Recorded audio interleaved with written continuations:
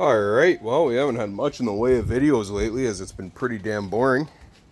I'm still waiting to go to work, but picked this unit up here today off of the Facebook Marketplace for 50 bucks. Not too shabby. It's a Honda. I seen the picture of it. I was the first one to comment, luckily. And I had to drive about 40 minutes to go pick it up, but I got it, and it's got all the bits. That one's obviously in the gun. They just said that it didn't run. I picked it up from a really wealthy neighborhood, like $1 million houses. And I know that doesn't sound like much to some people, but around here, actually I guess even these houses around here are pretty much $1 million houses now. So I'm going to say like $3 million houses. I'm not really sure what the market's going for in those areas. Anyway, I had to fix the recoil on it and put fuel in it, and it actually did run, no problem, and it worked just fine, except for the trigger was seized on, so it was just spraying all the time. But it did surge a lot, and it wouldn't idle, which most power washers don't even have an idle. That's my regular power washer, 2700 PSI. It's the same as this one, or same pressure anyways. And it doesn't have an idle, it's just full bore all the time. But that's a good unit. That's a Walmart unit. I've had it for about 3 years now. And the only thing I do in the winter is I make sure the pump is dry. And I even usually leave the fuel in it. And I've never even had to clean the carb. It's been great. It's been very good. Anyway, this unit here, not bad. It has a really small water leak coming out from where the pump joins on there. So it's probably just a seal, but see that little drip it's got going on? That's as bad as it ever is. Even when it's running, it's no different. So that's okay. It was low on oil. Pump was low on oil. So I poured some in, and it's really disgusting. So we're actually gonna drain that, get it hot and drain it out. I ended up pulling the carburetor off and everything, cleaning it all out, and then resetting the governor, so now it works really well. And it doesn't seem to have very many hours of use on it. I pulled the wand apart and cleaned the valve, wire wheeled all the mechanisms, replaced the O-rings in all of it, and put it together with some dielectric lubricant. It's when you're assembling stuff like this, you use the white clear, like the clear dielectric grease, or petroleum jelly, Vaseline, believe it or not. That's what you do with that. That's the right way. The engine oil is a little bit dirty. We're going to change it. And yeah, like I said, I fixed the recoil and then put it on the right way, because it was clocked the other way, which was really awkward for starting. So now it's all put back together properly, and she runs like a charm. Just make sure there's no pressure there. I had it running about 10 minutes ago, so I don't know if it's going to start with one pole or if it'll need some choke or not. There she goes. Just like that.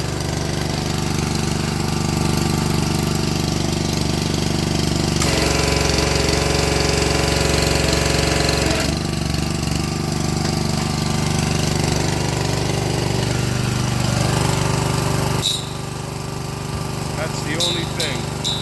There we go. 50 bucks. Nice. So I priced it out, and that's a $500 machine. So I'm happy with that. So I was there. They asked me if I wanted this. So I had a quick look at it. They said they used it once, put it away, and then hired a landscape company to come in and do their driveway in the winter. And it was a very big driveway, so this was way too small for it anyway. They ended up just shoving this under the back deck, and that was it. So of course it didn't run either, but now it runs like a top. Just pulled the carb apart, which is up underneath there, cleaned it all out, and put her back together. She's good to go. I don't know if I really want to start it right now because my kid's sleeping, and these things run full bore. But I guess maybe real quick.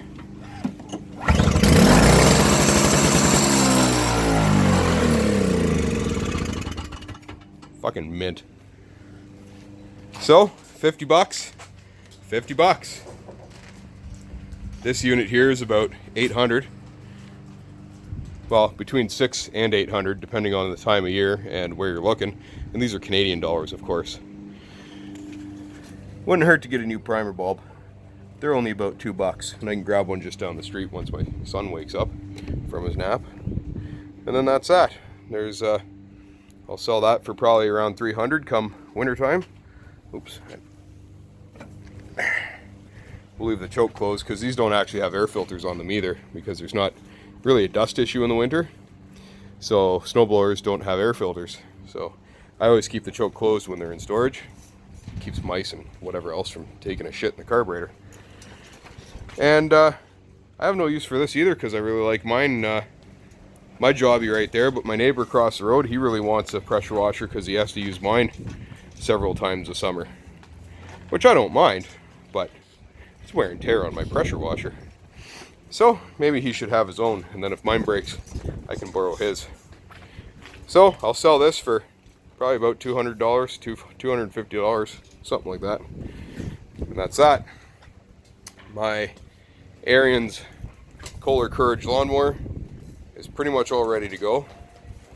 I'll be selling it for about $150. It runs really well too, but it has the automatic choke, and part of the automatic choke uses a vacuum line, the other part uses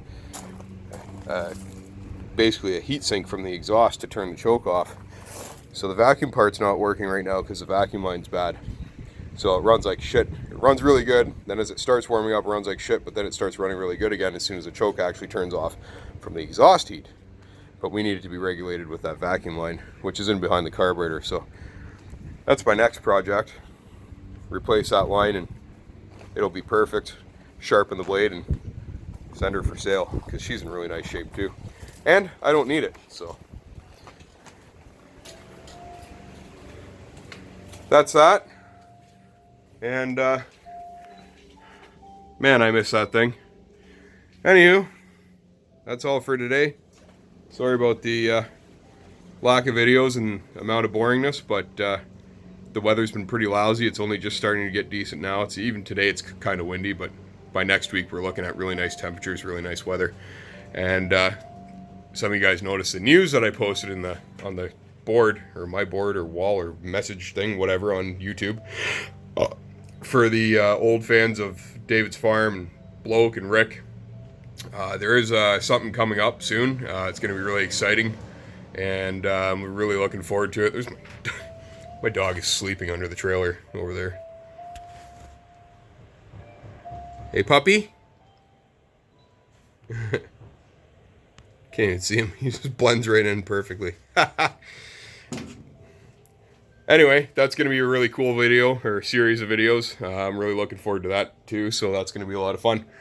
Anyway, that being said, my kid's still sleeping, luckily, and he probably will be up soon. However,